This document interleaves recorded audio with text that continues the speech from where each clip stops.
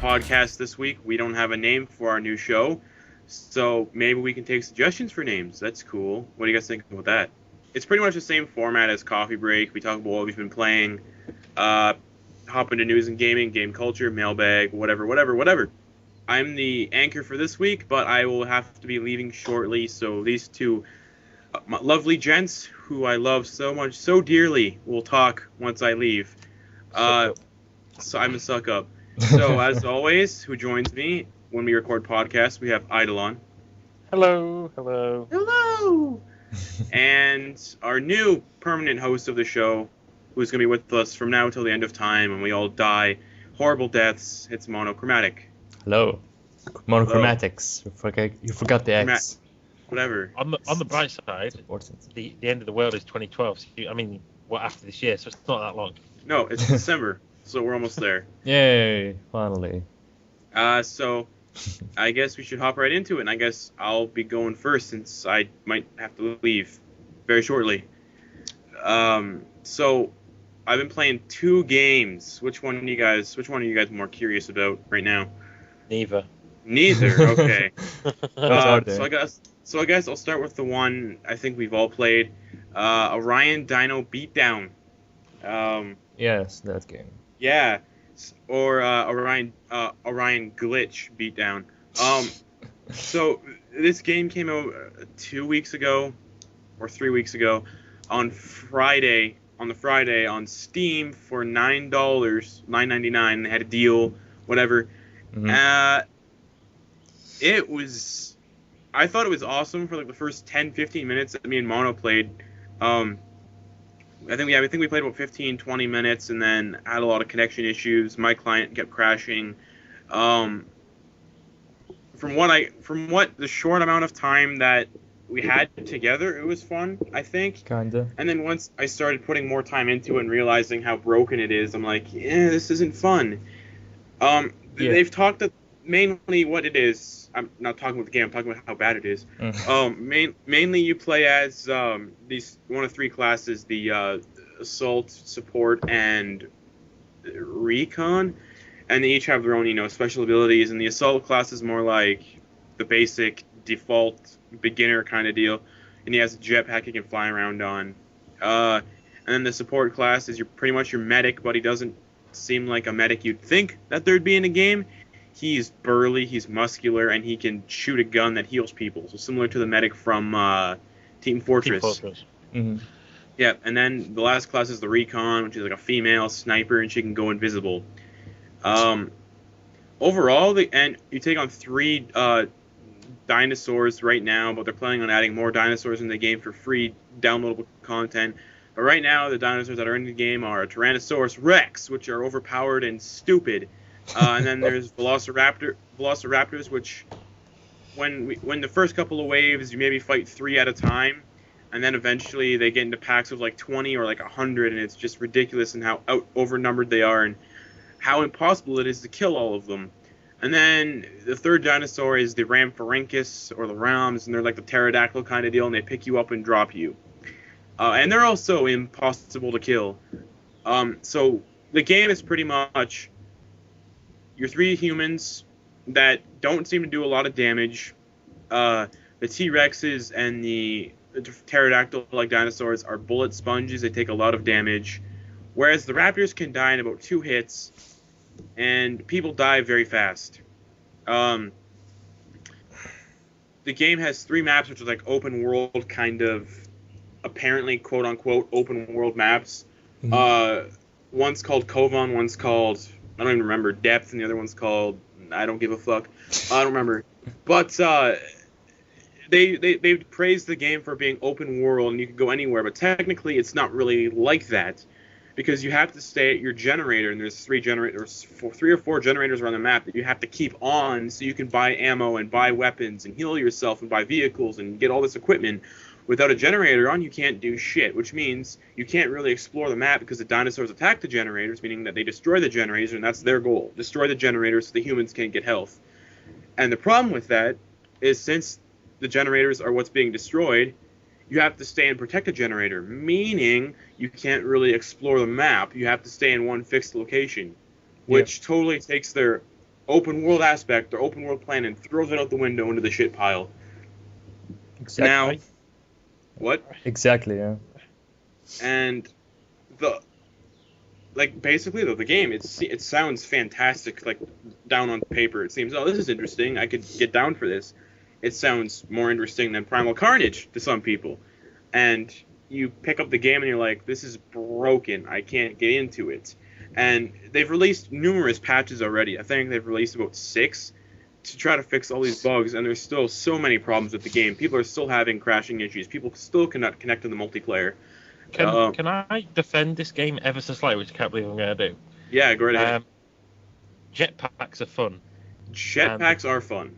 And guns feel pretty good. Because it's the Unreal Engine. It's not because it's the Unreal Engine. It automatically does that physics for you. So True. So the part they're supposed to actually do, like actually make fun dinosaurs, make better classes, they all suck ass. Multiplayer can't connect, and the graphics frankly are not that good. And don't give me that's because it's an indie developer. I should not be too picky with them. Super Monday Not Combat, which is a game I've been playing. Fantastic game. Yeah, it's not. The game is still in beta, like the very first stages of beta, and they released it already. That's stupid. Plain stupid. Yeah, I'm gonna interject. However, it is only $10, which is like £5-6. Yeah, and it's an incomplete they're giving product. Free DLC in future, and they're free patching it. I'm not gonna wait. Just wait. I go for this basis of a game, right? If I can get 4 hours of fun out of that game, it'll be worth them $10. If I can't get 4 hours, now I haven't done 4 hours of it so far. I have. I don't know if I would, but if you can get, my basis on gaming is if you can get 4 hours sort of good gameplay, it's worth $10, and then 8 hours, $20, so and so. And that's how I run my games. And this game, I think, could be worth it if you're with friends, because of even though it's glitchy and horrible in a lot of regards, everything is better with people. And even though I haven't played with anyone yet, I can imagine that being with other people is just funny, especially when one of you glitches and it's funny. I'm just gonna interject real quick. When me and Mono were playing, I think we played about a good 20 minutes on this one like nighttime map. Yeah. And I was driving around in a Jeep and Mono was in the gun, and we're driving around just hitting raptors, which is really fulfilling sometimes, but then also really unfulfilling because it makes the most ridiculous sound effect. It's like taking a stick and hitting the stick off of like a piece of wood. It's like tuh, tuh. And we were driving around and laughing. And then we came around a corner in the middle of the woods, and there's like 3 T-Rexes coming at us from like each side. I'm like, ugh! I tried driving, I drove away, and then Mono got picked out of the turret by a pterodactyl and carried away, and it was hilarious. But I think with work, cost this game, I would say if you're gonna buy this game, buy it in a way that you are expecting it to be a beta game. It's a fucking beta game. It's definitely beta. You should keep that in mind. It has good potential. If they keep patching it and they keep fixing it, I can give it a few months down the line if they're dedicated to the game, which is their first release, proper release really, so they probably will. I don't know. That it might turn into something quite fun. But initial thoughts are it's a beta. It shouldn't have been full retail for beta. I think they should have polished it up and maybe waited a year or 6 months down the road, or a couple months, and really polish it, and release it. Now, the main problem they had with it is when they released the game, Steam made 2 directories for it. When you download the game, when me and Mono got review copies of the game, so we were playing, when was it? The Tuesday before the game was released? Yeah, Wednesday and Tuesday. Yeah, we were playing Wednesday or Tuesday, and they had 2 directories, and when you installed the game, it had a directory called Orion Prelude, and that's their next game that they're planning on developing is a multiplayer deathmatch game with dinosaurs. That's the whole Orion universe is dinosaurs and stuff. Right. But they're releasing Orion Prelude, but when you install Dino Beatdown, the directory that installed on Steam was Orion Prelude. And then when they released the game on the Friday to everybody, it installed it in 2 directories. It installed it in Orion Prelude and Orion Dino Beatdown. And that's what caused all the multiplayer connection issues, because people were like, what the fuck? And they're trying to connect to Dino Beatdown servers, but they're getting sent to Orion Prelude servers that aren't live, and that caused the connection issues. But that was a review copy issue, as far as I know. They had that. Yeah, but they had that copy too. They had that problem on Friday, and days after that, that's what they were patching. They had to fix it so there was just the one directory, because apparently Steam, quote Steam, fucked up and made 2 directories. When I think it was Spiral who didn't think when they were making directories. They didn't double check. Well, no, because Steam has responsibility for the directories. They make them. You give them the game, so it will be Steam's fault. It won't be. The game developers don't get to play with Steam software. Steam just says, "All right, we'll take your game." And obviously, this means that Steam are expecting them to take Prelude. Yeah. I mean, Steam will sell Prelude, so maybe some miscommunication happened. I wouldn't worry. I wouldn't. Yeah, I'm saying few months, this game will be playable. It should be playable. But on the Wednesday though, I'm gonna say this. That's a bad thing to say, to be honest. Like the game is already out there saying it should be playable. It should be playable right now. But when me and Mono, but it's a beta. Yeah, when me and Mono played, I didn't notice all the glitches that were raining down on the Friday. So what I'm thinking is somehow the full release kind of did something, because I wasn't noticing any of these insane glitches when we were playing. Sure, I noticed the AI. Okay, the AI is fucking stupid. And dinosaurs. They're fixed. Not range. That's true. That's a good argument. That's a good way to turn it around. The only argument really that I'm seeing a lot of people complain about the game saying, "Oh, the T-Rex clips through walls." Of course he clips through walls. He's gigantic, and they said they're fixing the collision so the dinosaurs won't clip through walls anymore, which is good, because there's multiple occasions when a T-Rex's head would come into the ceiling of a building and eat me, and I'm like, what? But no, all in all, I like Dino Beatdown. I like what they're trying to do. I don't think it's fantastic like I praised in my review on NoobTube, because that was when before there was like the multitude of glitches, all the multiplayer crap. But for right now, the game is still problematic. It still has a lot of issues, and I hope they fix it, because I like what they're trying to do. I really hope they can push this out, make it playable, and make it something unique to the gaming community, because we really need a good dinosaur game, because there's really none. So to cap it off, I was thinking to cap, because you've not got like all the time in the world to cap it off. It's definitely a beta. Yeah. And if you're buying it, expect beta. Don't expect full polished game. And then Menu can finish. Well, that's just my opinion. I don't want Menu is the one that I want to see the full. What he thinks. Go on, Menu. What do you think? Buy, not buy. I think that people should hold off until it's playable. But if you're curious and you want to support the developers, even though they're trying to fix their game, and even though it's gotten a lot of flack around the gaming community, I say pick it up. It's cheap. It's really cheap. It's not like a full retail game that you can be upset about. But I'd wait till it's fixed, at least a little bit more playable, and a lot of the bugs and glitches have been fixed. Yep. Well, that's my opinion on Dino Beatdown. Mania, what's your other game, which I've watched via streams, so I know the entire game pretty much without even playing it. So, the next game I've been playing is Diablo III. Ooh. This is probably the which I'm downloading right now, actually. This is probably the closest I've ever gotten to talking about a game on our podcasts on a release week. I don't think it's ever happened. Maybe Dead Space 2. Did we talk about Dead Space 2? Maybe. We talked about Mortal Kombat on release week, I think. Max Payne 3 next week. Woo. It's already out here. I've got Diablo 3. It's not the full version. I got a starter edition code from Ineptic on the NoobTube forums, but it's still pretty much playing Diablo 3. The only restrictions are you can't get to level 60, and from what else I know, you can't do the auction house. Boo. So I'm gonna pick up the full version, of course. I just wanted to test the waters and see what I thought of Diablo 3 since I've played the previous two. So Diablo 3 is the third in the franchise, of course. No shit. And it's basically the whole synopsis, from what I can understand, is demons and hell awakens and comes onto this place. It's not Earth. I don't know what it is. I can't remember.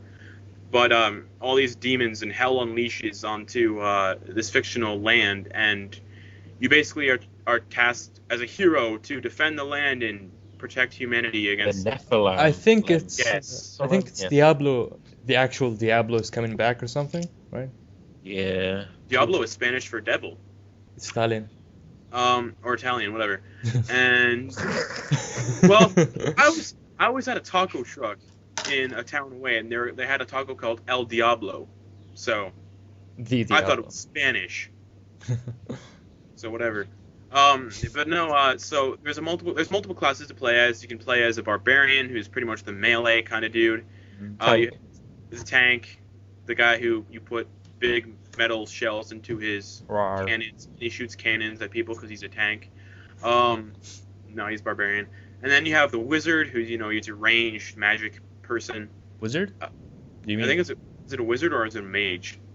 Arcane mage or yeah. something. Yeah. Basically, Yeah. spellcaster kind of deal.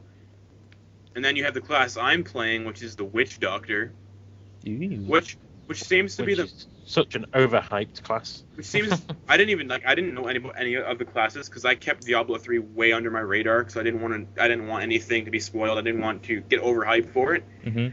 And I didn't know about any of the classes. I knew that the barbarian was going to be in it because he was one of the classics and whatnot. Yeah. But I'm seeing that most of the community, most people are playing the Witch Doctor. And this is because, from what I've seen playing as him, he's ridiculously strong. And Yeah, easy. he's overpowered at the minute. Yeah. And it's weird that It's- he's going to get nerfed. It's awesome. I summon like giant spiders and they like attack people and I shoot like a blow dart of poison. Yeah, It's and you can awesome. just stand back and nothing will hit you. It's so good. I haven't died yet. It's awesome. And then the other class is the Demon Monk. Hunter. Demon Hunter Monk. and Monk.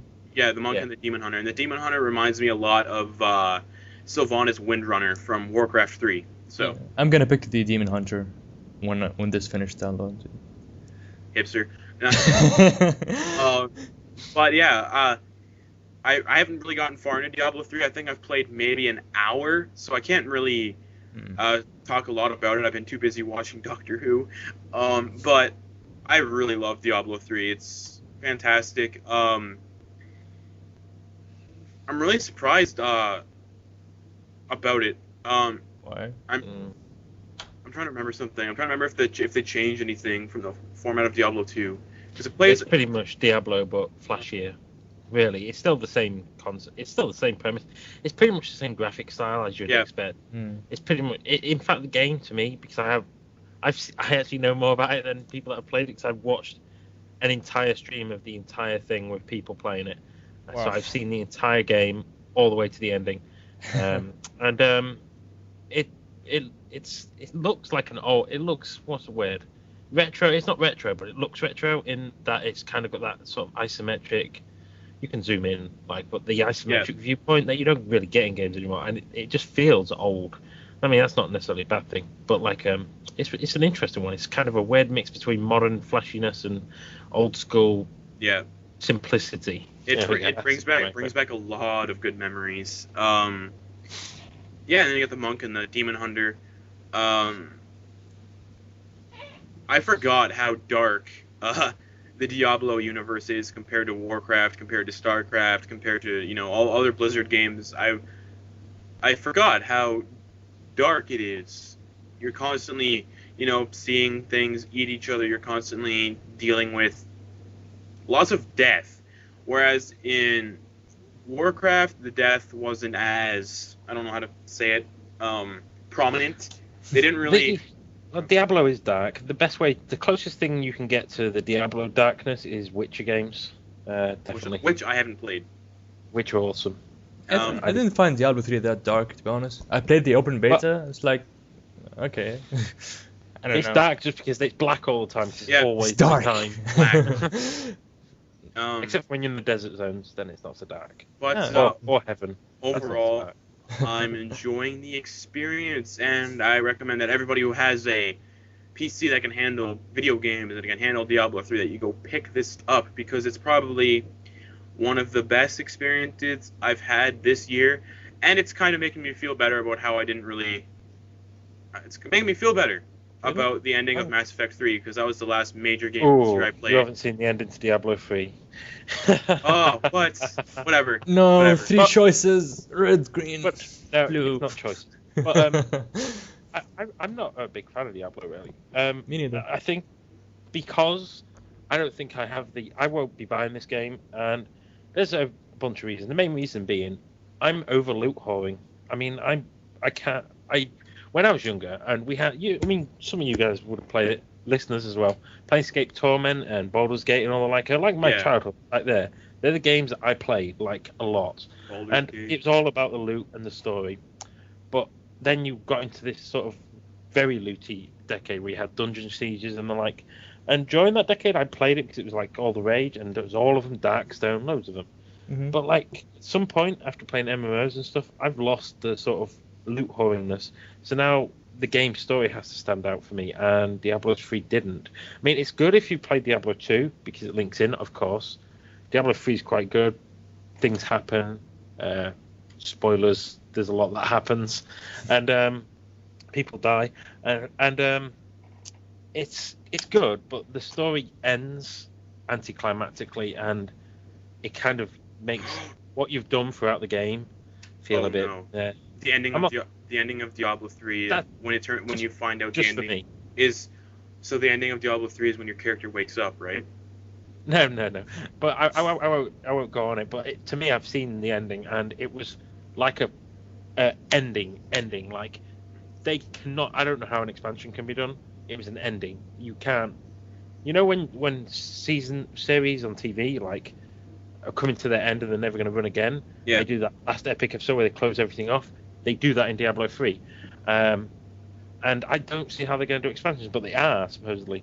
And the game itself is good. It's got a lot of goodness to it, like the events thing in the co-op mode's awesome. The difficulty levels are quite awesome. But I've seen people play on Nightmare, and Nightmare just looks piss easy. You know? Yeah, so that, no one's having trouble with it. Hardcore. So it'll just be hell mode for me if I ever played this game. I won't play this game unless I get it gifted, but I don't want it gifted really. There's other games I'd rather have. But like, I won't be buying Diablo 3 because I saw it and it just looks like the same old with some modern, what's the word?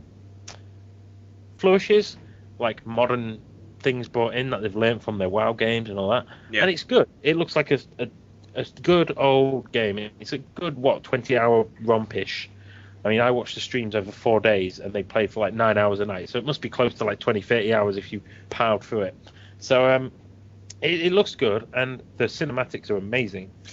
But it's not the game for me. And I would say, unless you're really into loot, Speaking of Diablo 3, it's a Diablo 2 story, don't get this game. If you've played Diablo 2, get this game. If you haven't played Diablo 2, Diablo 3 might be a bit not as fun. And second to that, like I said, if you don't enjoy loot whoring massively, don't buy this game because it's all about the loot. It's all about the loot, bitches. Go on, man. Yeah, I just read an article in Joystick now. It's Diablo 3's Secret World Discovered. And it's complete opposite of darkness. It has rainbows, very light. What? It has smiling clouds. That's hard to do. That secret, you have to like get specific items from each act. There's 4 acts, and you have to have a certain amount of money, I believe, to get in. Rainbows. Yeah, like smiling clouds. So cute. 100,000 gold, I think it is, and each of the acts to get into it. I don't know how long it is. I haven't seen it. So let me talk about my thoughts on Diablo 3. I think I played the open beta. I was not impressed at all, to be honest. I thought it was very meh. It was okay, but all the hype is kind of bullshit and over the top. And I think most people who are like praising it, like, oh my god, best game ever, are probably the same person who said Skyrim is the best game ever, even though it is the best game. It was broken. That game was broken. It had a lot of issues. They just don't really see it and just jump on the hype train. and don't notice, the bad Yeah. parts. Everybody knows the best game of all time was Ocarina of Time. Oh no, it wasn't. No, it wasn't. But yeah, Adrian- I think just a big hype train. It's gonna pass now, and everyone's like, "Oh my God, Diablo 3, blah blah blah." And even though they never played 1 or 2, they're just, Yeah. talking about it all the fucking time, and it's getting really annoying. Like, okay, I get it. Shut the fuck up already. God damn.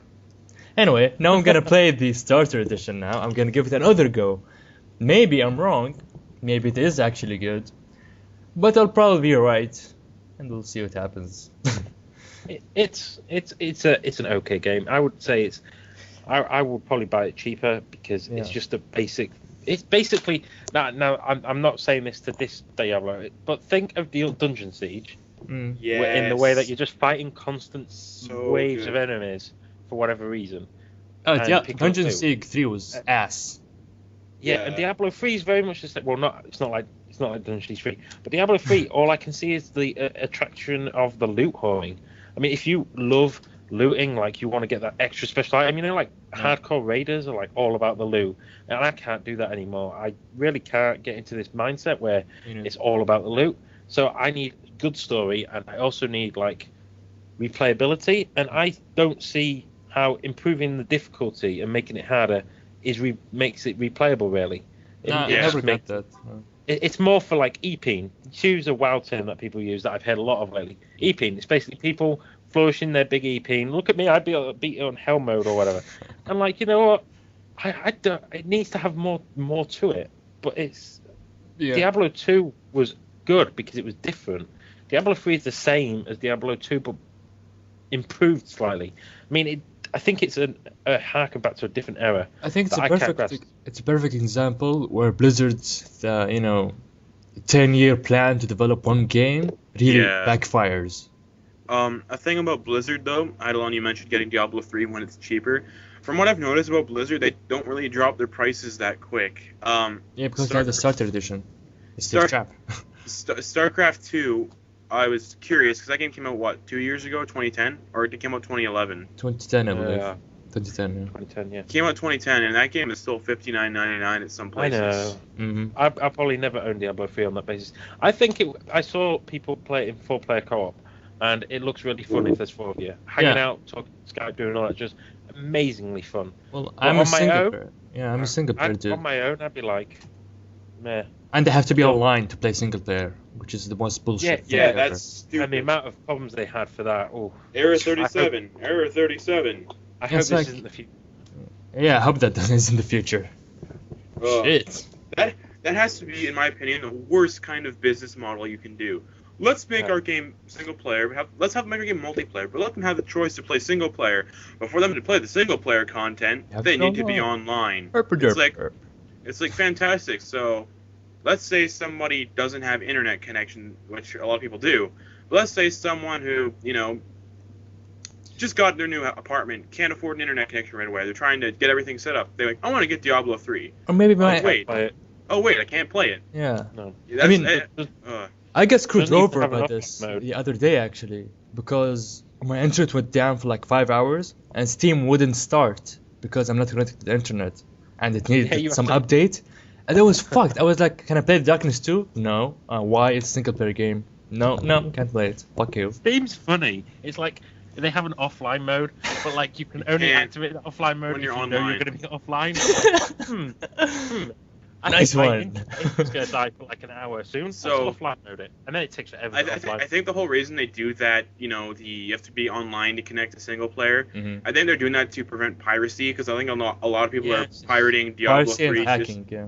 I think It's a people. Are, DRM. yeah, I It'll think. get hacked. I think. Before long, Yeah, I think the whole purpose of. I knew when I was like in public school when people were playing Diablo. People were pirating the shit out of Diablo 1 and 2 when they could. Like when they found places, like when they found out how you can download games, they're like, let's go download Diablo 1 and 2. And that's how all my friends got the game. They torrented and downloaded the But shit. free will get hacked very soon. It will happen. Basically, what will happen is the pirates will set up different servers that it'll proxy to, so you can like activate without having to go to Blizzard servers, and then it'll just be free will. Why bother punishing your purchasers Yeah. Mhm. buy the game for things that people that are still going to get round to doing it, because every game gets pirated in the end. Yeah. Every game. There's no unbreakable DRM. Like, But that's what they want to do. But Blizzard, stupid DRM. look at World of Warcraft. How people, it's a pay-to-play service, whatever. The free-to-play model and for that is fucking stupid.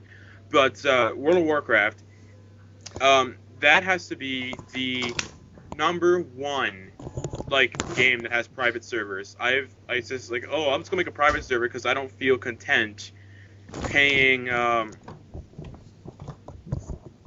back. I don't feel content Paying lots of money. Yeah, I don't okay. I paid what is it, $40 for a World of Warcraft expansion, but it gives me a month of playtime. But I can't invest playing that entire time because if I have a job, I can't really invest all this money into playing an MMO. Because an MMO like World of Warcraft is really time consuming and you need to put a lot of time into it to enjoy it. Because from what I've noticed about World of Warcraft, the first 20 levels are fucking boring and they're horrible. All of WoW's boring. Yeah, that's true. but not to mention, I'm gonna say this right now. I think the MMO business model is horrible. Gasp. For some. I think the Old Republic was good. I liked Old Republic. Good single player game. Yeah, Not a good multiplayer game. I like Star Wars. The Old Republic was fine for me. World of Warcraft, I didn't mind. I'm still curious about Terra, but I think you don't want to be interested in Terra. No, okay. So I think the whole reason there was a whole private server deal with Diablo 3 is not Diablo 3, World of Warcraft is because people need to invest time into the game they bought, and they can't invest time into it if they have a job. It's like, okay, I bought this game, I can't put any time into it because I work all the time. I get 5 hours, maybe 10 hours out of a month. A card that I got in the month subscription to WoW is like $20. That's another $20 you have to put on every month to play. So I think that's the reason there's all these private servers coming out. It's like, come on, come play World of Warcraft. Get the money out of the game that you just bought. Why are we talking about World of Warcraft now? I don't know. I went over. Well, welcome to the Off on a Tangent podcast. Welcome to Manio Rambles. So let's go. I'm gonna drive it we back. should conclude Diablo 3 before we drift off. Before I have to leave. I'm actually really curious. If I leave, since I'm the one hosting the call, won't that boot you guys from the call, and you guys are gonna have to re-record on YouTube, call each other and talk? You can stop the call and restart. And edit it out. Okay, cool beans. Like this bit, we can edit this bit out where. Okay. Stupid. So Diablo 3. If you guys, if you played Diablo 1 and 2 and you liked it, and Diablo 3 is your game, but if you're mono and you're a stuck-up old grumpy person, then you're not gonna like it. So. Whoa! Mono's got it. I'm the grumpy one. I'm like fuck Diablo. Well, I'm not actually. Fuck Diablo. Like I said, if you played Diablo 2 and enjoyed the story, and played the expansion Diablo 2, which I did, you will probably enjoy Diablo 3 story until you reach the ending, and then you'll be disappointed, like all endings these days. And but if you are looking for something new, and I guess that has longevity to it, don't buy this game because it's not got longevity. Once you've beaten it once, the only thing that you've got on board to do is, I can do it on a harder difficulty. And if you're into that sort of thing, by all means, but it's not replayable in my opinion. Yeah. Once you've killed a shitload of monsters and stuff once, you don't really want to do it again. Yeah, buy a physical copy, play the game once, sell it, profit. There you go. Maybe. Yeah. So that's Diablo 3. Mono will come back and report back how his experience went. If the hype was too much or not, we'll see in a later podcast. Yeah. Yes. So, on to me now. We spoke of Terra a few minutes ago, and it just Hasten and I should probably do a quick flick on Terra because I'm not playing it anymore, mainly due to guild drama that really put me off the game. However, before that, I was in a week's race. This is probably what caused me to have a chest infection for a week's race till I reached level 61st, because in Terra, there's a prime achievement. So the first person of each class to reach level 60 of that class gets an achievement for all time on that server. Ooh. And I was in the race for that, and I came third. Aww. Third. Yay? I know, Yay. it was so close. but I got to level 60 as a Slayer, which is the two-handed weapon wielding people, as a high elf minx, sexy minx, because every character in this game is ridiculously attractive, including the men. They have too many muscles. Nice. But Terra. So I can now give a sort of wrap up of Terra because I've played it from beginning to end all the way through. Almost like a full review, basically. Yeah. Almost like a full review. I've already covered up to 36. Post 36, the game is much like I said in the previous one. However, the dungeons get bigger and nastier, and the monsters get nastier. And second to that, when you reach about level 52 in Terra, you go to this area, and this area you get raped in because the monsters have like 100% more health than the previous areas, and it's a true fact. It's a bit of a weird area. As soon as you reach this area at level 52, so you can solo this game up to 52 pretty effectively. But as soon as you reach 52, you're going to need friends. I have a friend of mine who was playing it. He was a mystic, which is like a support caster thing, and it took him like an hour and a half to do one mission in that area because he had to kill like 6 of these enemies. But after killing one, he had to go back to town and rest and recoup because everything's super strong at that level. But then when you get to like 54, 56, it like gets easier again. It's really weird. It's just 52 to 56 is like a nightmare, and you need friends to do it. But when you reach level 60, you go to some really cool areas, and they've only just implemented the end game stuff, so I might get to check out the proper end game stuff because they had Nexus, which best way to describe it is these random. If you played Rift, you might have hit like Rift has rifts, right? They open up from another. All the monsters change to whatever, and in Terra it's the same. This Nexus appears. All the monsters in the area get changed into like super horrible versions and bosses and stuff. And it takes hundreds of players, well, lots of players to defeat the Nexus, and that's your end game content right there. And second to that, there's a bunch of dungeons which I've done, and I tell you what, some of the boss battles, dude. There's one. He's called Caprima. He's like one of the big bosses. That guy took like an hour to defeat with a 5-man team, and we died a lot. He has so many tricks up his sleeve, that boss, dude. Wow, it hurt. But Terra, in conclusion, as an MMO, because I covered all the basics of Terra last time, it's definitely worth your time if it gets a trial.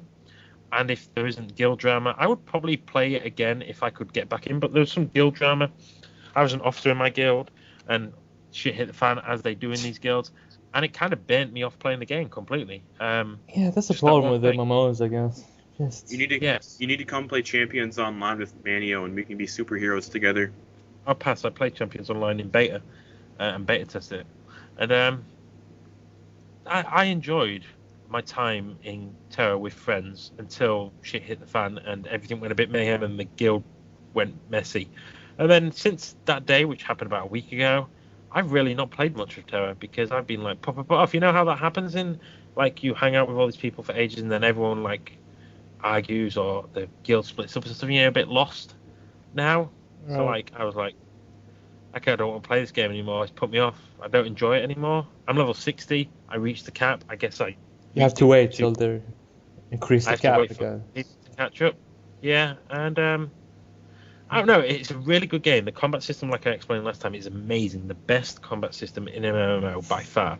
But sadly, and the Vanak system politics has kicked into play now. They're really good. Really, really gritty as well. There's a lot of bitching going on for the Vanak positions in There's a lot of assholes, basically. Yeah, a lot of trolling. Just like real politics. But Terra is really good fun. So I would like to conclude from my last week or whenever it was I did that one, that you should really check out Terra if you have an interest in an action MMO, which is like you have to aim. You know, it's not like hotkey MMO. Even though hotkeys are used, like I said before, it's not a hotkey MMO. You have to aim your hits. If you're not close enough to an enemy, you're not going to hit them. That sort of stuff. And dodge and all that stuff. Can you use a controller with the game, by any chance? Yes, it's a 360 and PC PS3 controller compatible. Fantastic. They have all the compatibility for that in play. So yeah, it's really interesting game. And Terra, I'll probably come back to in a few months when I'm not feeling horrid and I've got some people to play with again. So, I'm kind of in conclusion, let's finish this so Manu can leave. Yeah. Now, in conclusion, Terra keeps getting better till you reach level 60, then you have nothing to do. There you go. Well, you do have something to do.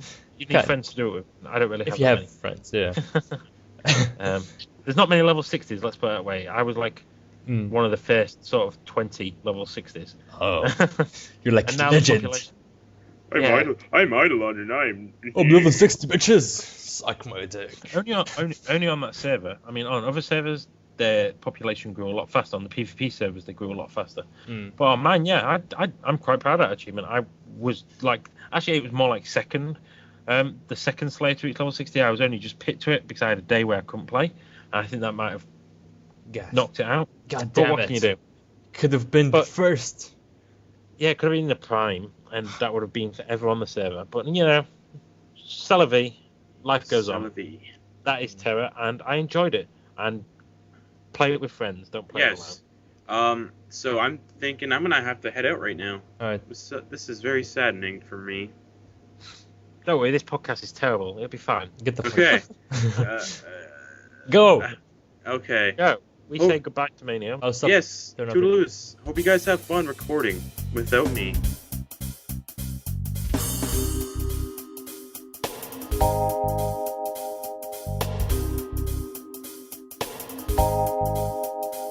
Welcome back to the second part of this. We've had a little break because Mania was gone and had to leave us.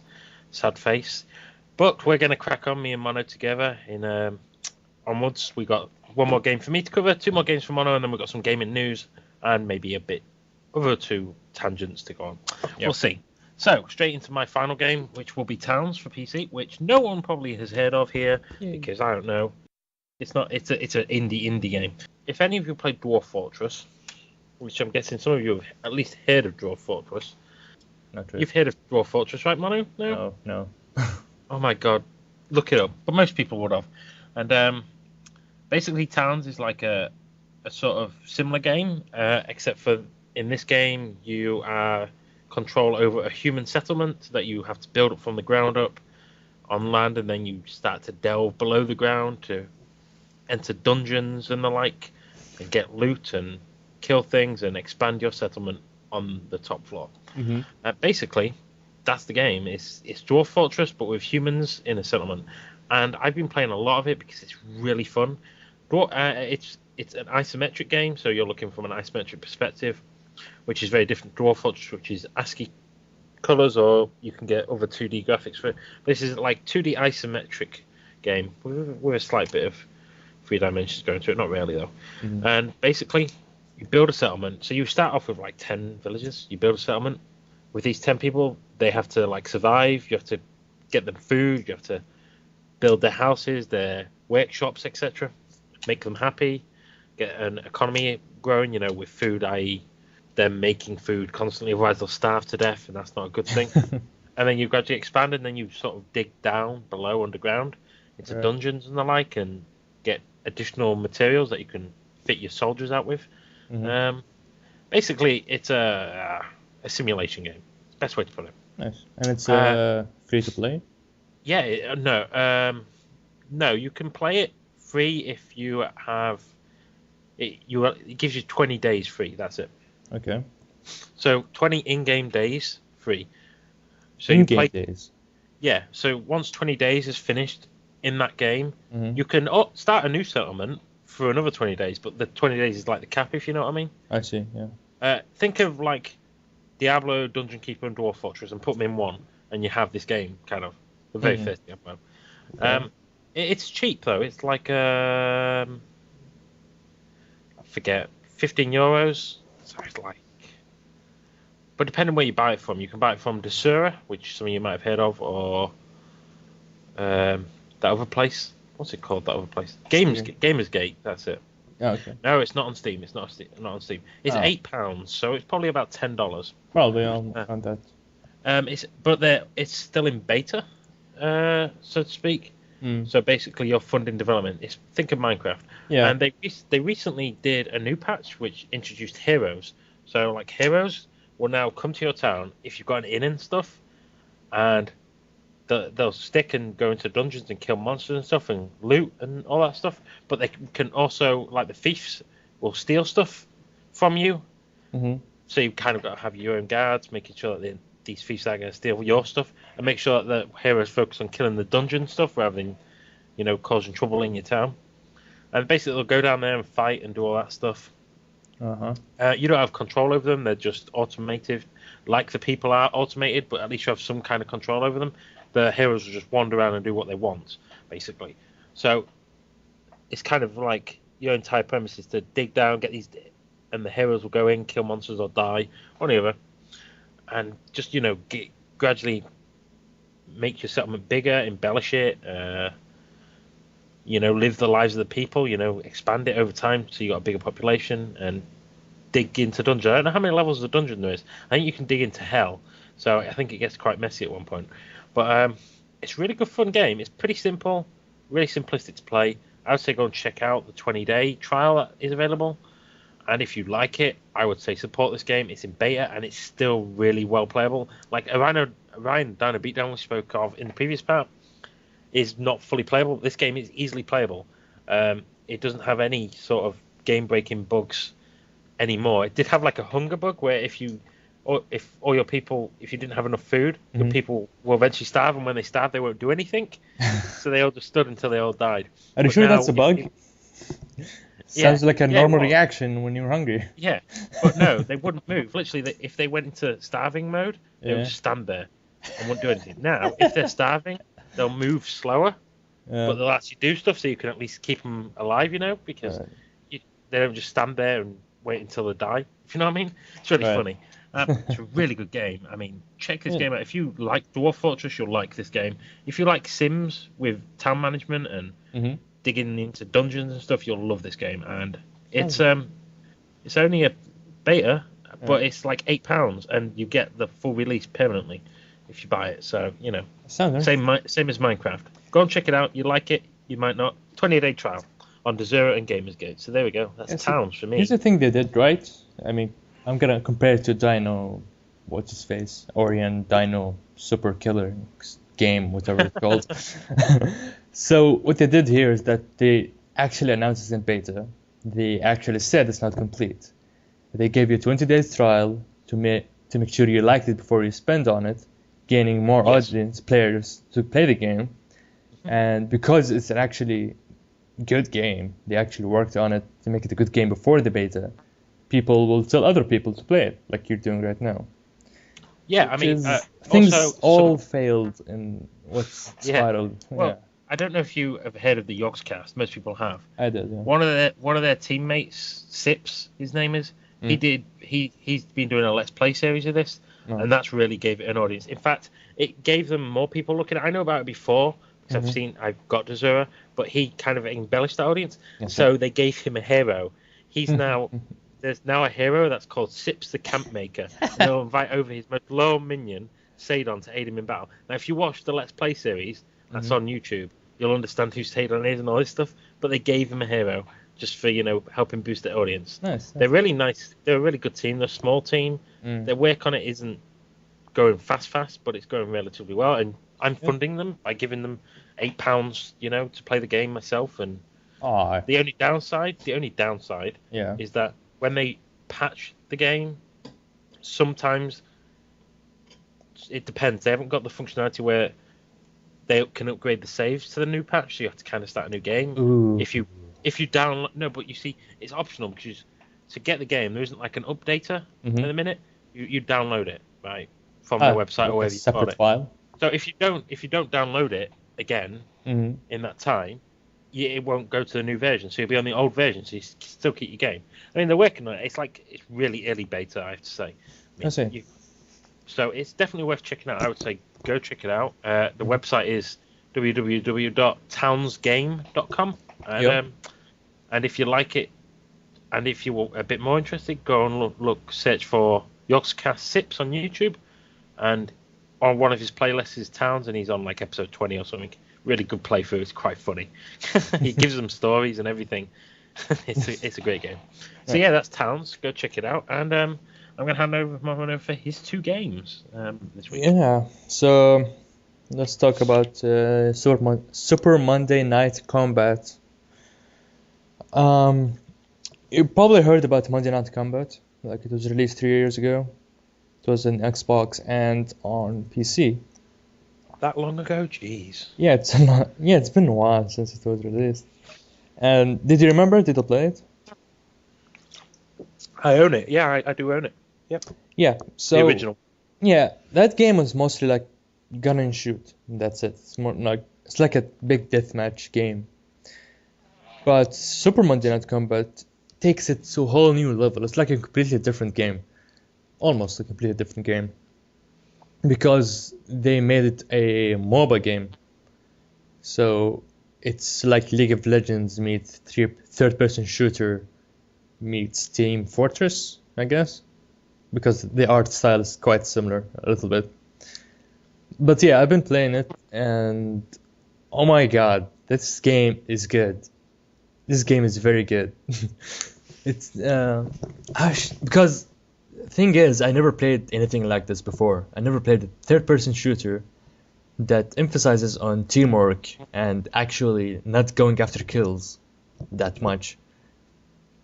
It's really an interesting game, really fun to play, and it's really hard at the beginning to actually learn your way around it, because it's not just about, you can't just win the game by camping in a corner and just shooting people, you know, which is a strategy that works in a lot of first-person shooter games.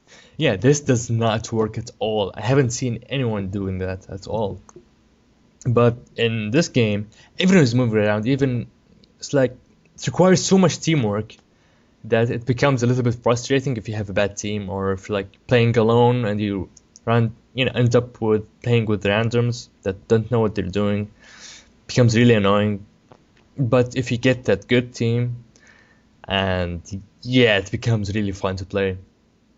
And yeah, so basically, if you play League of Legends, has similar elements like that. You have, instead of minions, you have things called bots, and they expand on that. Is that you have different type of bots. You have your regular bots, and you have bots you can buy using the credits you can get, because they don't have the store thing from League of Legends where you buy stuff to your character to buff him up. That doesn't really exist. It exists in pre-game, but not in-game. So you use your money to buy more bots that are different from each other. You have bots that go around aiming at the other enemy players, or pros as they're called, and they just grapple him and just smashes them to the floor, causing damage and just distracting the players. I mean, yeah, there's so much elements in this game. There's so much different elements. There's a nice pool of pros to pick from. There's an excellent amount of classes. You have 5 classes, each with their own cons and pros. And the key is that you have to balance your team to have,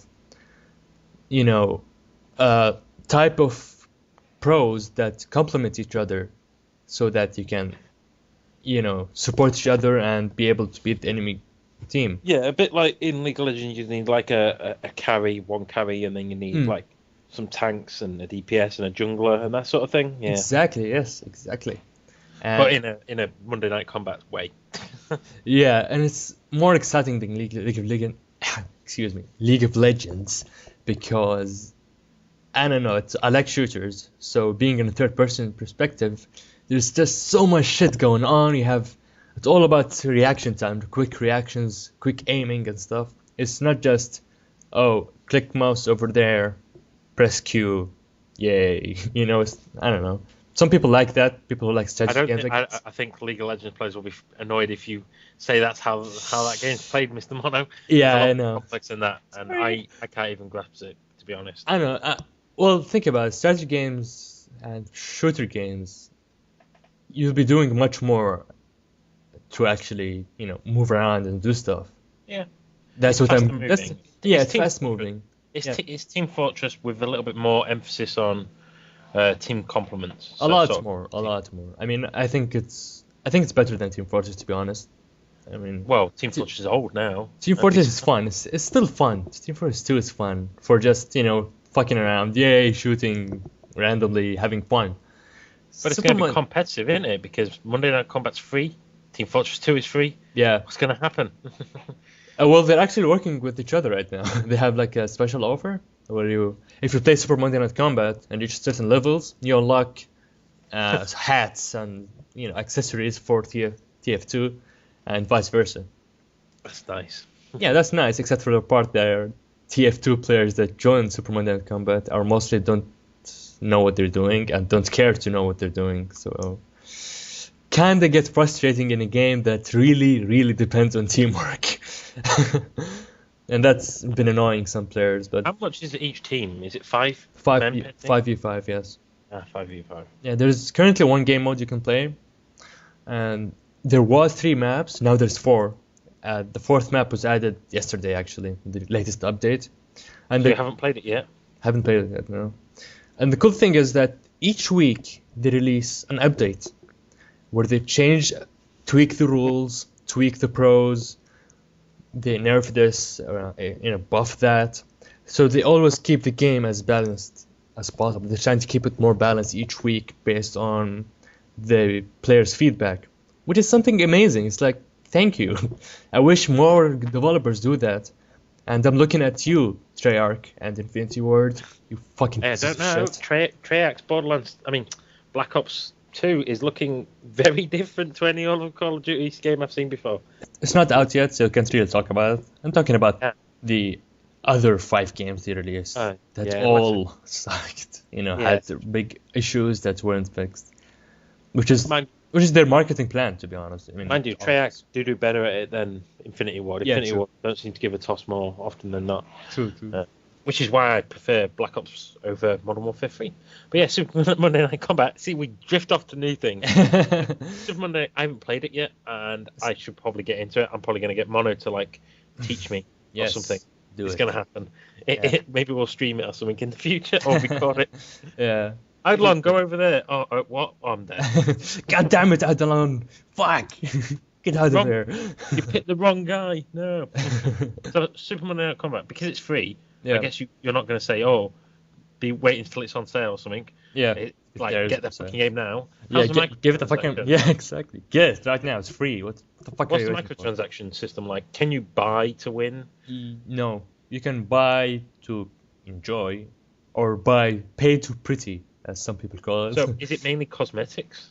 Some of them are cosmetics. Some of them are you can spend the money to buy more pros, which is it's okay. It's nothing. That's okay. So it's not like buying to win. Like, oh look, I can level up my character by 10 by paying for it. No, you can't do that. You can't do it. Cool. Which is me excited. Yeah, it's pretty awesome. It's like it really comes down to personal skill at the end, and that plays the biggest role in the game.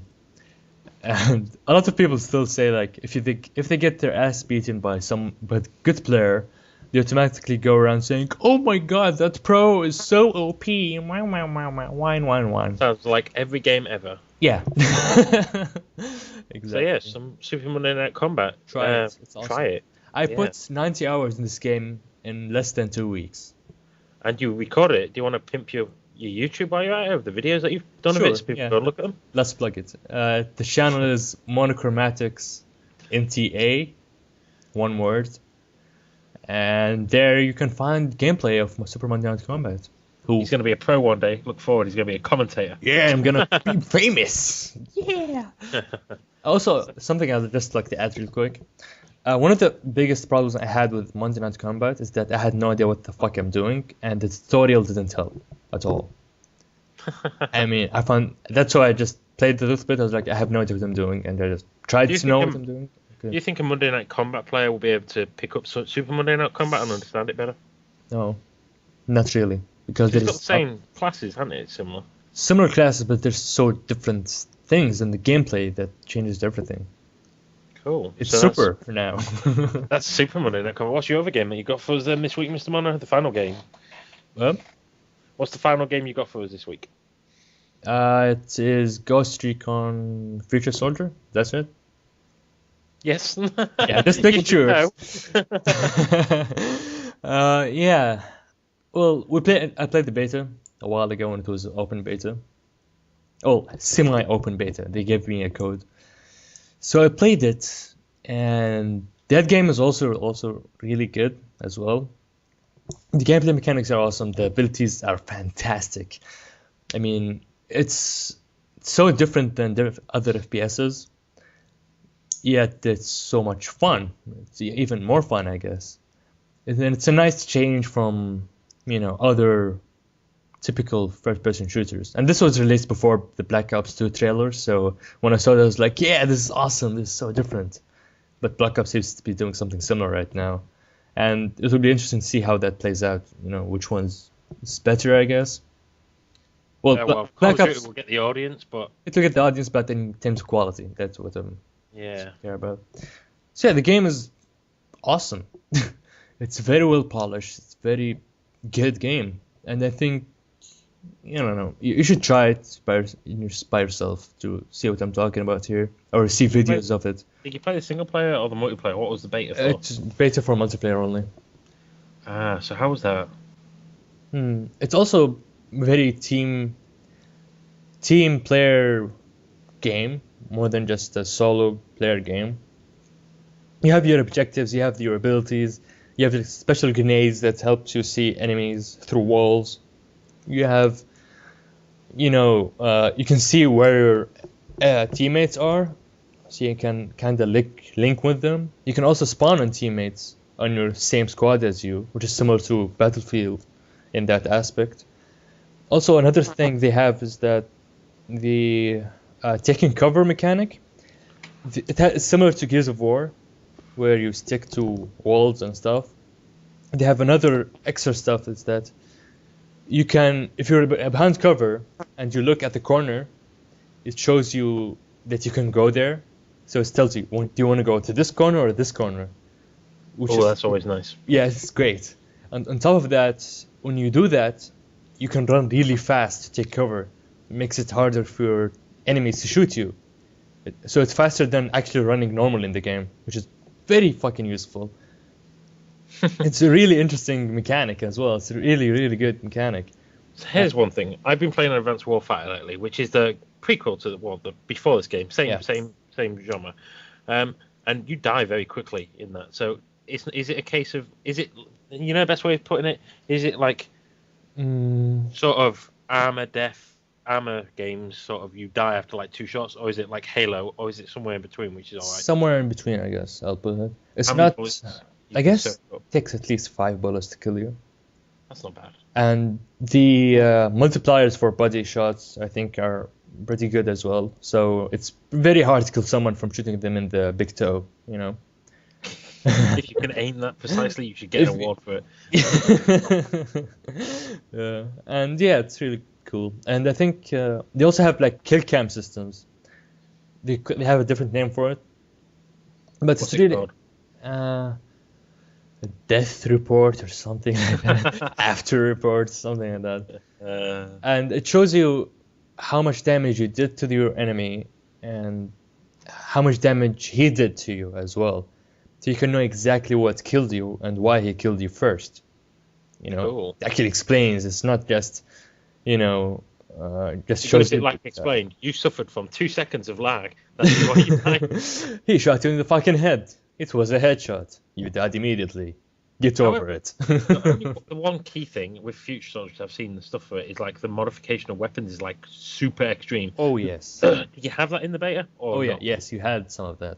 Oh, that's so awesome. It was so good. You have so many options. It's like, oh my god, this is so much fun. You're going to struggle to find an OP weapon out. It's just going to be like, there's too many components. There's so many components, exactly. You can't just say, this weapon is OP and blah, blah, blah. You can... No.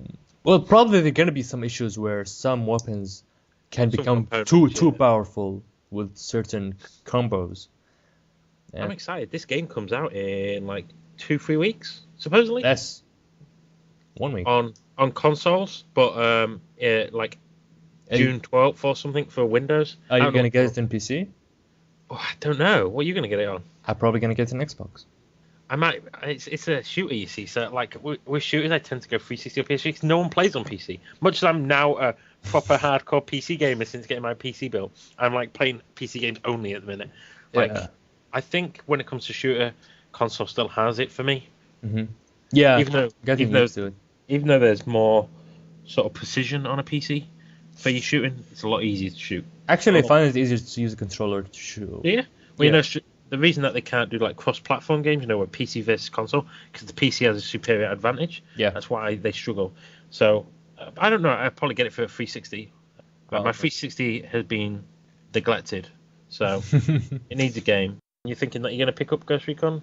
Not yet, no. Well, I have Superman Night Combat as an online multiplayer game to play right now, so I don't feel like I'm buying another one. I might buy Ghost Recon if people have it. I want to play with some friends. It'd be fun. Mm. And plus, I like the Ghost Recon series, the futurish ones. They're quite fun. They're good. Even though they are quite weird. The AI in Advanced Warfighter 2 is a bit weird. But never mind. So that's all our games for this week. So that covers them. We're on to news in gaming, which we have a couple of news topics. Some will be quicker than others. And the first one we've got here is, and we know we're not, is Bethesda teases new Skyrim DLC. What? Yeah, what's this? What is this? Dawnguard. When we say tease, we mean they posted a picture of the hero of Skyrim that you've seen on all the marketing with glowy eyes. He's a vampire. So, as far as I've heard about Dawnguard, it's something to do with elves, but they're being so tight-lipped about it. There's like no info anywhere, barely. Like there's something to do with elves in it, the Falmor, and that's all I know. Yeah, that's also. There wasn't much quests about them, even though they talked about them a lot in the game. I'm excited, but the problem is they're going to have this time limited. It's going to be time limited for 31 days, like a month, the DLC to Xbox 360. And even though I bought the collector's edition, the big, over-expensive one with the statue for Xbox 360, when the sale for Skyrim was on this weekend just gone, or was it the weekend before? Yeah. I bought it because it was £23, which was like 50p to like £1 cheaper than anywhere else that I could get it. And you thought, you know what? My PC can handle Skyrim now. Full resolution, full everything. Looks amazing. So I'm not really using my 360, so I'll have to wait for the DLC to come to PC. All right. But I don't know about the time limited thing. I'm not a fan of this. Why make it? Why? It's like a month exclusivity to Xbox 360. Oh, yeah, okay. And then they're going to release it on PC. On PC, and I don't know about PS3. Probably PS3. Yeah, probably the same date. PC and PS3 are always taking the shitty end of the bargain. No, I did see some DLCs. funny comments about this this exclusivity where people are saying, well, we're happy the Xbox users get like a month to basically beta test it, so all the bugs get fixed for the DLC. Nice. So, yeah, that's the thing. Are you going to be picking up Dawnguard? Or are you totally not a Skyrim? Even though they fixed that game like really well, I don't find glitches anymore, really. No, I'm not going to. Probably, I don't know. I mean, I played Skyrim again. What do you have it on, PC or 360? PC, of course. Oh, but have you checked out the workshop? Oh my god, there's some good mods. Yeah, there are, but I don't know. I mean, when I played Skyrim again as a new character, which was like 3 weeks ago, I used codes and stuff so I can have more stats, so I can try using the mage because I never tried it before. Oh right, yeah. So I was like very overpowered, but it's really fun. Yeah, I have a lot of good spells, but I made my health average, so I won't be too overpowered. Make a little bit of challenge, make it fun. Yeah. I'm on a playthrough on PC since I got it on the weekend, and I'm like level 20 or something, and I'm really re-enjoying it because I don't know if any of you guys listening or Mono remember, I went proper hardcore into Skyrim. I was like clocked up like 160 hours in like a few days, or in like a week. I think it was like 160 hours. I like didn't sleep barely. I Skyrim to death. What did you spend these hours on? I don't get it. There's nothing much to do. I'm a big Elder Scrolls fan, and I always find stuff to do, Mono. There's always something to do, dude. There's so many missions. On my character on the PC version, I've got like a bazillion quests that I've got to go and do, some of which I've never done before. And then you think there's like hundreds of different hideouts and stuff. Yeah. I haven't covered them all. On my 360 playthrough that I really went hardcore into, like, I did a lot of the areas, but not all. So I've still got plenty to check out. But yeah, right. Okay. I think that's besides the point because we're tangenting. We're very good at this tangent, and we should start a podcast. But like, but yeah, the news is that Dawnguard will come into Xbox in this summer, and then PC a little bit later, and maybe PS3 if they're lucky. I think the PS3 is guaranteed it though after the Xbox exclusivity. So yeah. And they fixed it, and also as a note, Skyrim's been fixed to death right now. So like. They're getting patches every week almost, right? Yeah, I mean, so go and check it out. People that found it really glitchy at first, not that glitchy anymore. And if you remember Fallout, yeah, Fallout was really glitchy. But New Vegas works pretty well nowadays. It just takes some time. I mean, with open world games, what do you expect? I mean, the good thing about PC and Bethesda games is that you can use codes to bypass glitches and stuff. Yeah, you Which is can on fantastic, Xbox, so yeah. But yeah, so You that's can do cool. that, So, what's the next news topic we have, Mr. Mono? Borderlands 2? Yes. Yay. Success! 5 points. So Borderlands 2, they announced these special, great, awesome editions. And they have two. One of them is the special... Deluxe Vault Hunters Collector's Edition. Yeah, Deluxe Vault Hunters Collector Edition, which has a authentic Marcus bobblehead statue, a game case, and inside the vault hardbound book. Probably have pictures and stuff. Stickers, and comic book download voucher. And of course the game. Yeah. And the map. Don't forget the map. Maps are cool. And the big map, yeah. But the one that's really getting people excited is the Ultimate Loot Chest Limited fucking Edition for $150 or Minus the £100. fucking. It doesn't say fucking on it. That's Yes, just it does. Yeah, they removed it because, so the Loot Edition has the same stuff from the Deluxe Edition, as well as vending machine bobblehead box. You also have notes from stuff. Another extra goodies on there.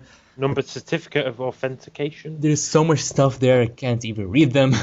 The key one is the things that are different from the collectors I can space out are like the vendor's machine bobblehead box, the field notes from Sir Hammerlock, the number certificate, the Creatures of Pandora WOE format ID chat, and of course, what everyone's most happy about, the replica Borderlands loot chest. A replica of the loot chest. And a cloth map instead of a paper map, of course. Yay. But, so yeah, that loot chest. How big is it? I looked at it as trying to make some calculations to measure the size of it. If you take the size of the disc shown in the picture and compare it to the size of the box, you can take a, approximate average size of it. And it's probably kind of big. Yeah, it's like genuinely big. So we should cover the price of these. The Deluxe Vault, which is like the sort of cut down collector's edition, which is cheaper, $100 or £65, and the Loot Edition is $150 or £99.99. Yes, 100, which is annoying because I bought Skyrim Collector's Edition with the statue for 130 because I'm a crazy person, and this is way better. Pounds. This is way better deal. Well, actually, in one way, it's not. It doesn't have a really nice art book. The art book that I got with Collector's is really awesome. An art book? I love art books, dude. I love them. But good, all the other stuff is pretty cool. But sadly, since I probably won't be buying Borderlands 2, I won't be owning it. But if I was going to buy Borderlands 2, I'd probably buy the loot. Why wouldn't you buy Borderlands 2? I could never get into Borderlands 1, maybe because I played it alone for the most part. But I played Borderlands 1 alone too, and I played 2. I played 2. Okay. It comes back to Diablo 3 again. Why? Where I can't. I'm not a loot whore anymore. I don't get my fun from. Look at me, I've got a weapon that does +2 more better in stats. And the story was lackluster in Borderlands 1. Come on, most of you know that the story made no sense. Yeah, but see, here's the thing. This is the actual Borderlands experience. The first Borderlands, they made it like in less than a year. Do you realize that, right? They scrapped the work, so they didn't have enough time to make it completely awesome. It was awesome. It was a good game. This is their chance to okay, this is fucking Borderlands. This is full experience right here, and more, and a lot more polished. Maybe some peer pressure will force me, or someone will buy it for me. Do it. But I didn't get any fun from Borderlands. I didn't buy any of the DLC for Borderlands 1. I mean, that's how little I got into it. And I don't know why. Just all I saw with Borderlands, I enjoyed it for 4 or 5 hours, so it was worth the purchase. But when you get into the final areas, it's well, the story doesn't make any sense anymore. And it's that loot whoring. I don't get my fun from you don't have to loot everything. Here's the thing, it's actually part of picking up items normally, so you don't have to specifically kill that enemy to get that specific loot, we'll see. I guess we'll see how Borderlands 2. But that does look like perhaps one of the best collector's editions I've ever seen. Oh yeah. Ultimate collector's editions. That is, even the collector's edition is pretty good. Yeah, I know. So yeah, I pre-ordered that bad boy. He's pre-ordered the loot chest because he's crazy. For PC, so haha. And, if you want to play. Rich, crazy and rich. I actually spend most of my money on this shit. Yeah. I'm hoping, because they're gonna release in September, so So the next one is the 38 Studios, which Mono has the info on. Yeah, 38 Studios made Kingdoms of Amalur, and they had a problem with their what's this called? They basically had to pay money for the Rhode Island Economic Development Corporation, and they had to pay up, but they couldn't pay up. It's very profitable. It's very good to have game developers in your city, like the governments and stuff, and the local give grants to game developers. Yeah. So they gave them a grant, like an exclusive grant for a time, and then they've got to pay it back. Something like that. Yeah. And they couldn't. Exactly. They couldn't pay their employees this month. No, they couldn't. And for a while, there were rumors that the CEO was, left the studio for a while because his profile in the website disappeared for a while, but now it's back on. So not sure what's going on there. It seems like a big, legal issues there, financial issues as well. So I don't know. Yeah. I mean, I hope they don't shut down completely, because the first game was it was meant to be an MMO, and you can see it, but it was actually kind of fun in a combat way, and the world was interesting, but the questing wasn't, and it was above mediocre. Yes. No, I was very excited for it, but I was disappointed, to be honest. I guess I had higher expectations for it. Yeah, so did I. However, the Copernicus MMO is still due for a June 2013 launch. Yeah, another MMO. Fuck, no one wants to play MMOs. Oh, at least I don't want to play MMOs. No one does. I mean, MMOs are dying gradually, slowly. Yeah. Dying. Let's hope 38 Studios doesn't go downhill, because 38 Studios made a relatively good game for the start. Yeah. I would put it like average. I wouldn't say it's special. I would say it's average. I wouldn't say it's shitty or not or bag and bin. It's kind of average. I mean, I wouldn't pay full price for it, but at the same time, I wouldn't want to pay £5 for it. It's like it's kind of an average game. Think of things like Tropico games on console or Red Faction Guerrilla averageness. I guess. Yeah. But let's hope that issues carry on, and we'll see what they make in future if they get a chance to. Yes. Well, I guess there'll be no DLC for Kingdoms of Amalur. They released one. That's it. Yeah. So the final bit of news that we have: EA offers free Origin distribution to crowdfunded games. Now, basis behind this, Origin is the platform that EA released. It's like Steam and the like, but EA specific. Yes. Games that are crowdfunded via Kickstarter. Yeah. And other mediums. EA are now offering free distribution to all them Kickstarter games. Ooh. Like if you are crowdfunded, like say like the Tim Schafer one, that's one everyone knows. Yeah. That adventure game, since it's crowdfunded, EA would allow them free distribution on their platform. It's a very clever maneuver. It's EA getting people to go to their distribution platform, which hasn't been doing that well. It's smart. And secondly, it's beneficial to the developers, because like things like Necro, and there's a lot of good Kickstarters that have been around, that hardcore tactical shooter by the guy that made Advanced Warfighter 2, made his own studio, and like a hardcore, and got funded. Like all them are like allowed to do this. They can go to EA and say, "Can we get this distributed?" And they'll do it for free. EA will. Yeah. What do you think of that? This is a very smart move, actually, and it's a good move for the Kickstarter guys.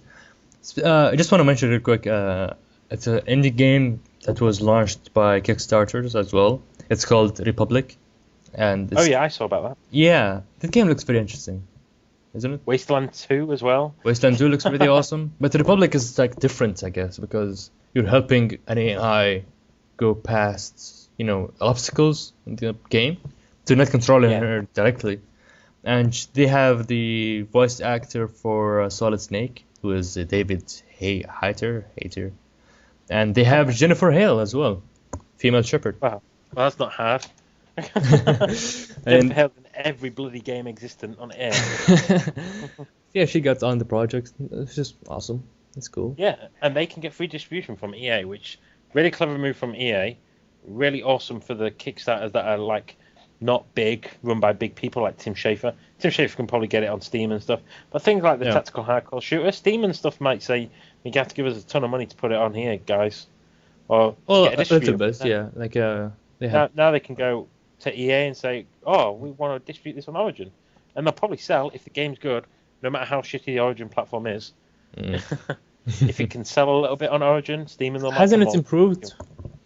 It has. I haven't bought anything on it yet. But I only played it back in Battlefield 3 beta, which is it's a nice platform for EA games, but at the same time, it had some issues. It doesn't do sales that are good like Steam. Yeah, Steam like has the awesome, deals for every type of game ever, and EA is like, nah, pay almost full price for everything. So we'll see who jumps on the EA wagon for the distribution. The best thing they can do is that if they get Blizzard on Origin, that will be a nice boost probably. But that will never happen. Well, it won't happen, but if it happens, they're like the biggest competition. EA and Activision Blizzard are like the two biggest game studios in the world. And publishers. Like, holy shit, yeah. Activision. They are as well. Yeah. Activision and Blizzard are the same one, aren't they? Oh yeah, true. Forgot about that. So you've either got Activision Blizzard or you've got EA. They're the two big publishers and developers in the world. So I don't think they'll ever be giving each other games to them this year. But one can live in hope that one day there'll be no hate. They will join forces. Sony and Microsoft will make one console together. Oh my god, let's hope not. Because EA will just like rip a franchise to pieces like they did Mass Effect 3's ending and stuff and rush it out. And Activision Blizzard will just make the same old crap that everyone will play because everyone's a mindless drone. Yeah, it's interesting to see how each one of these publishers and developers have their own strategy for selling games. Activision has a lot of sequels, not much changing, not very good games that gets a lot of audience, like Call of Duty, Guitar Hero, Skylanders. Blizzard have take our fucking time for ages and make one game. You mean, well, Blizzard and Activision are the same people, remember? Oh yeah, but they're completely different entities. I can't, But then now they're parts of each other. They own, I think Activision own Blizzard, not the other way around. Yeah, something like that. Yeah, and EA is like make good games, but not as much. Take some time. Don't take too much time. Just take enough time, like 3 years or something. That's it. But make a good game, and they're trying to make different games as well. I mean, EA has a nice library of different games. Battlefield 3 is really nice. I want to buy Battlefield 3. I still don't own it. Don't bother. It sucks. But the multiplayer, dude, Sucks. Doesn't. I disagree. I love Bad Company 2. And if the multiplayer is even the same as Bad Company 2, multiplayer, I will play the shite out of that. Okay, maybe then you'll like it. But there's one final bit of news that I haven't got on here, which is that if any of you have heard of Planetside 2, the MMO, this is the last thing that I'll cover. Another MMO. Okay. No, Mono. Have you not heard of Planetside 2? No. It's an MMO FPS, and it's free to play. It will be free to play, and it's being made by Sony Online Entertainment. Now, the original was called Planetside, and it was like a massively multiplayer online FPS. Now, this one, Planetside 2, is a massive multiplayer online free first-person shooter again. Look it up when you get a chance, and you basically fight for control over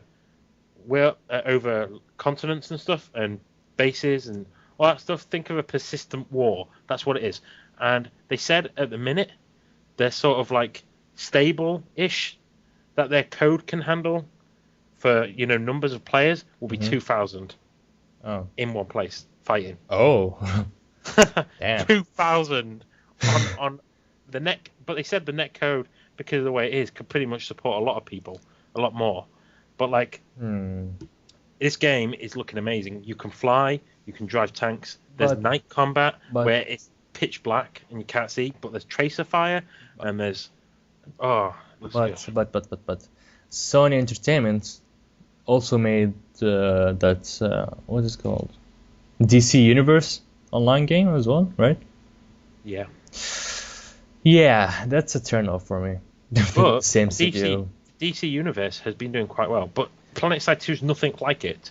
But the same developer, so it's kind of, I don't know. No, I don't think they're the exact same developer. Sony Entertainment. They're probably gonna have their online division doing it as well. No, I believe DC Universe was made by a different part of the Sony.